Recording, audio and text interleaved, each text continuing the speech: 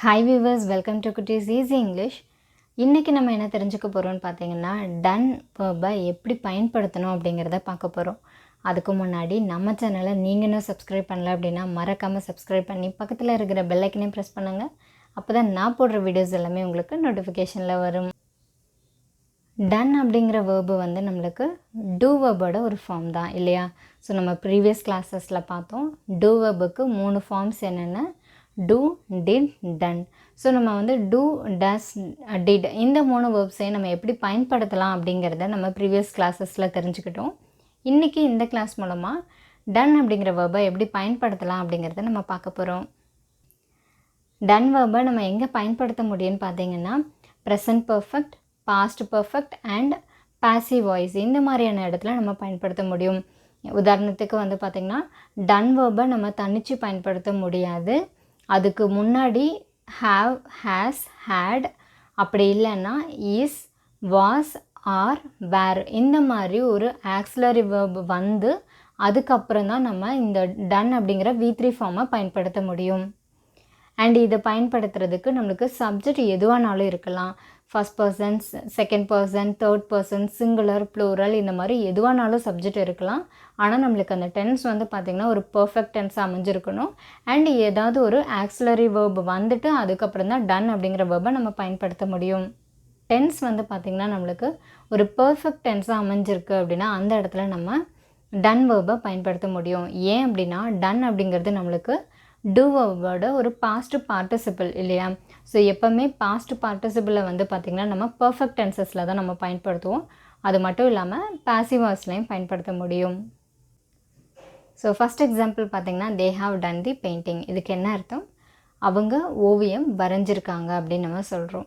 So இந்த இடத்துல பார்த்திங்கன்னா டன் அப்படிங்கிற வேர்புக்கு முன்னாடி ஹாவ் அப்படிங்கிற ஒரு ஆக்சிலரி வேர்ப் நம்ம பயன்படுத்தியிருக்கோம். ஸோ நம்ம சொன்ன மாதிரியே டன் அப்படிங்கிறது தனிச்சு வராது. அது எப்போவுமே ஒரு ஆக்சிலரி வேர்ப் கூட தான் சேர்ந்து வரும். ஸோ இந்த இடத்துல நம்ம ஒரு ப்ரெசன்ட் பர்ஃபெக்ட் டென்ஸில் நம்ம பயன்படுத்தியிருக்கோம். டன் அப்படிங்கிற வேர்பை ஹாவ் அப்படிங்கிற ஆக்சிலரி வேர்போடு சேர்த்து பயன்படுத்தியிருக்கோம். நெக்ஸ்ட் எக்ஸாம்பிள் வந்து பார்த்திங்கன்னா John has done the work அப்படின்னு சொல்கிறோம். John has done the work. இதுக்கு என்ன அர்த்தம்? ஜான் அவரோட வேலையை ஜான் வந்து வேலையை முடிச்சிருக்காரு அப்படின்னு நம்ம சொல்கிறோம். ஓகேங்களா? ஸோ இந்த இடத்துல வந்து பார்த்திங்கன்னா ஜான் அப்படிங்கிறது ஒரு தேர்ட் பர்சன் சிங்குலராக வந்திருக்கிறதுனால நம்ம ஹேஸ் அப்படிங்கிற வேர்பை ஒரு ஆக்சிலரி வேர்ப் நம்ம பயன்படுத்தியிருக்கோம். அண்ட் வந்து பார்த்திங்கன்னா அதுக்கப்புறம் ஆக்சிலரி வேர்புக்கு அப்புறமா நம்ம டன் அப்படிங்கிற V3 ஃபார்மை நம்ம பயன்படுத்தியிருக்கோம். நெக்ஸ்ட் எக்ஸாம்பிள் பார்த்திங்கன்னா I had done it 2 times before அப்படின்னு சொல்கிறோம்.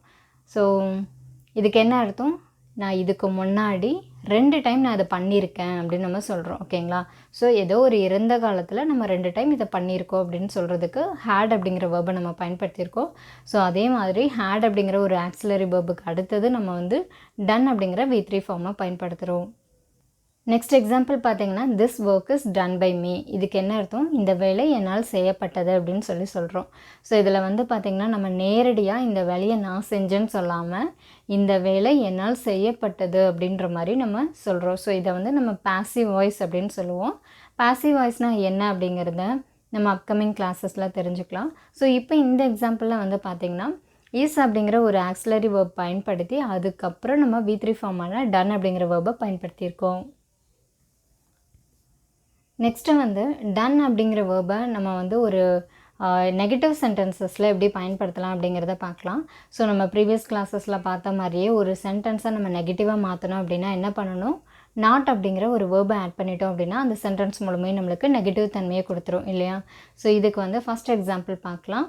தே haven't done the work yet அப்படின்னு சொல்கிறோம். ஸோ இதுக்கு என்ன அர்த்தம்? அவங்க இன்னும் வேலையை முடிக்கலை அப்படின்னு சொல்கிறோம். ஸோ இந்த இடத்துல நம்ம நெகட்டிவ் பயன்படுத்துறதுக்காக ஹாவ் நாட் அப்படிங்கிற வேர்பை பயன்படுத்தியிருக்கோம். ஸோ ஆக்சிலரி வேர்பான ஹாவ் கூட நாட் அப்படிங்கிறதே பயன்படுத்தி நெகட்டிவ் தன்மையை கொண்டு வரோம். அண்ட் அதுக்கப்புறம் வந்து பார்த்திங்கன்னா V3 ஃபார்மான டன் அப்படிங்கிற வேர்பை பயன்படுத்தியிருக்கோம். நெக்ஸ்ட் எக்ஸாம்பிள் பார்த்திங்கன்னா John hasn't ton the work அப்படின்னு சொல்கிறோம். இதுக்கு என்ன அர்த்தம்? ஜான் இந்த வேலையை செய்யலை அப்படின்னு சொல்கிறோம். ஸோ இந்த இடத்துலையும் வந்து பார்த்திங்கன்னா செய்யவில்லை அப்படின்ற ஒரு நெகட்டிவ் தன்மைக்காக நம்ம என்ன பண்ணுறோம்? ஹேஸ் அப்படின்ற ஆக்சிலரி வேர்போட நாட் அப்படிங்கிறதையும் சேர்த்து எழுதுகிறோம். அண்ட் அது மட்டும் இல்லாமல் ஆக்சிலரி வேர்புக்கு அடுத்ததாக V3 ஃபார்மான டன் அப்படிங்கிற வேர்பை நம்ம ஆட் பண்ணணும். நெக்ஸ்ட் எக்ஸாம்பிள் வந்து பார்த்தீங்கன்னா, ஐ ஹேடன்ட் டன் இட் பிஃபோர். இதுக்கு என்ன அர்த்தம்? இதை நான் முன்னாடி செய்யலை அப்படின்னு நம்ம சொல்கிறோம். ஏதோ ஒரு ஆக்ஷன், ஒரு செயலை வந்து உங்ககிட்ட பண்ண சொல்லி கொடுக்குறாங்க. அப்போ நீங்கள் வந்து இதை இதுக்கு முன்னாடி பண்ணதே இல்லை அப்படின்னு சொல்கிறதுக்கு எப்படி சொல்லலாம்? ஐ ஹேடன்ட் டன் இட் பிஃபோர் அப்படின்னு நம்ம சொல்லலாம். ஸோ இந்த இடத்துலையும் வந்து பார்த்திங்கன்னா நெகட்டிவ் தன்மை கொடுக்கறதுக்காக நம்ம ஹேட் அப்படின்ற ஆக்சிலரி வேர்போட நாட் அப்படிங்கிறத சேர்த்து ஹேடன்ட் அப்படிங்கிறத யூஸ் பண்ணுறோம். அண்ட் அது மட்டும் இல்லாமல் அது ஆக்சிலரி வேர்புக்கு அடுத்ததாக நம்ம டன் அப்படிங்கிற V3 ஃபார்மை நம்ம ஆட் பண்ணியிருக்கோம். நெக்ஸ்ட் எக்ஸாம்பிள் பார்த்திங்கன்னா, this work was not done by me அப்படின்னு சொல்கிறோம். இந்த வேலை என்னால் செய்யப்படவில்லை அப்படின்னு நம்ம சொல்கிறோம். ஸோ ப்ரீவியஸ் எக்ஸாம்பிளில் வந்து பார்த்திங்கன்னா, this work was done by மீன்னு சொன்னோம். இது என்னால் செய்யப்பட்டது அப்படின்னு சொன்னோம் இல்லையா? ஸோ அதே இதை நம்ம நெகட்டிவ் தன்மை கொண்டு வரதுக்காக என்ன பண்ணுறோம்? அந்த வாஸ் அப்படிங்கிற வேர்பு கூட நம்ம நெகட்டிவாக நாட் அப்படிங்கிற ஒரு வேர்டு வந்து ஆட் பண்ணுறோம். ஓகேங்களா? ஸோ அதனால் இது வந்து this work was not done by me அப்படின்னு நம்ம சொல்கிறோம். நெக்ஸ்ட்டு ஒரு கொஸ்டின் ஃபார்ம் பண்ணும்போது அதில் டன் எப்படி பயன்படுத்த முடியும் அப்படிங்கிறத பார்க்கலாம்.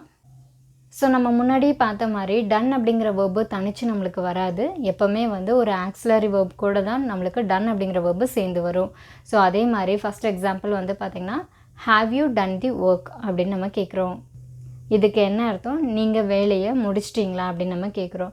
ஸோ இந்த இடத்துல நம்ம ஆன்சர் பண்ணும்போது எஸ் எப்படி சொல்லலாம்? Yes I have done the work அப்படின்னு சொல்கிறோம்.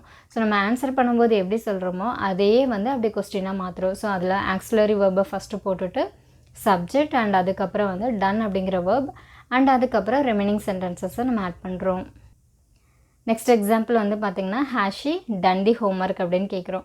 ஸோ இந்த இடத்துல வந்து பார்த்திங்கன்னா நம்ம என்ன பண்ணியிருக்கோம்? ஃபஸ்ட்டு ஆக்சிலரி வேர்பான ஹேஸ் அப்படிங்கிறத பயன்படுத்தியிருக்கோம். நம்ம ஏன் ஹேஸ் பயன்படுத்துகிறோம் அப்படின்னு பார்த்தீங்கன்னா, சப்ஜெக்ட் வந்து நம்மளுக்கு ஷீ அப்படிங்கிறது தேர்ட் பர்சன் சிங்குலர் இல்லையா? தேர்ட் பர்சன் சிங்குலர் சப்ஜெக்டாக வந்ததுன்னா நம்ம வந்து ஹேஸ் அப்படிங்கிற வேர்பு தான் நம்ம பயன்படுத்தணும். ஸோ அதனால நம்ம வந்து ஹேஸ் அப்படிங்கிறத பயன்படுத்தி அதுக்கப்புறம் சப்ஜெக்ட் போட்டிருக்கோம் அண்ட் அதுக்கப்புறம் வந்து V3 ஃபார்மான டன் அப்படிங்கிற வேர்பை பயன்படுத்தியிருக்கோம். So has she done the work அப்படிங்கிறது அவள் ஹோம்ஒர்க் முடிச்சிட்டாங்களா அப்படின்றத நம்ம கேட்குறோம். ஸோ நம்ம இப்போ பார்த்த எல்லா எக்ஸாம்பிள்ஸ்லுமே வந்து பார்த்திங்கன்னா டன் அப்படிங்கிற வேர்பு எங்கேயுமே தனித்து நம்மளுக்கு வரலை. எல்லாமே வந்து பார்த்திங்கன்னா ஒரு ஆக்சிலரி வேர்பு கூட சேர்ந்த மாதிரி தான் வருது. அதாவது ஹாவ், ஹேஸ், ஹேட் அப்படி இல்லைன்னா இஸ், வாஸ், வேர், ஆர் இந்த மாதிரி ஆக்சிலரி வேர்போட மட்டும்தான் நம்மளுக்கு டன் அப்படிங்கிறது நம்ம சேர்ந்து பயன்படுத்த முடியும். ஸோ நம்ம ப்ரீவியஸ் கிளாஸ்லேயே பார்த்தோம் இல்லையா, டிட் அப்படிங்கிற வேர்பை எங்கே பயன்படுத்த முடியும்னு. ஸோ டிட் வேர்பை நம்ம ஒரு பாஸ்ட் டென்ஸில் பயன்படுத்த முடியும். சப்ஜெக்ட் என்ன வேணாலும் இருக்கலாம். First person, second person, third person, singular, plural இப்படி எதுவானாலும் இருக்கலாம். ஆனால் ஒரு இறந்த காலமாக இருந்ததுன்னா நம்ம அந்த இடத்துல டிட் அப்படிங்கிறத பயன்படுத்த முடியும். பட் அதுவே வந்து டன் அப்படிங்கிற V3 ஃபார்மை நம்ம எங்கே பயன்படுத்த முடியும்? இது வந்து பர்ஃபெக்ட் டென்ஸ், அதாவது ப்ரெசன்ட் பர்ஃபெக்ட் இல்லைன்னா பாஸ்ட் பர்ஃபெக்ட் அப்படி இல்லைன்னா பாசிவ் வாய்ஸ் சென்டென்சஸ் இதில் தான் நம்ம டன் அப்படிங்கிற வேர்பை பயன்படுத்த முடியும். டன் அப்படிங்கிற வேர்ப் எப்போவுமே தனிச்சு வராது. ஒரு ஆக்சிலரி வேர்போடு சேர்ந்த மாதிரி தான் நம்மளுக்கு டன் அப்படிங்கிறது வரும். ஸோ இன்றைக்கி நம்ம இந்த கிளாஸ் மூலமாக டன் அப்படிங்கிற வேர்பை எப்படி பயன்படுத்தணும் அப்படிங்கிறத பார்த்து தெரிஞ்சுக்கிட்டோம். கண்டிப்பாக உங்களுக்கு ரொம்பவே யூஸ்ஃபுல்லாக இருந்திருக்கும்னு நம்புகிறேன். மறுபடியும் நெக்ஸ்ட் கிளாஸில் சந்திக்கலாம்.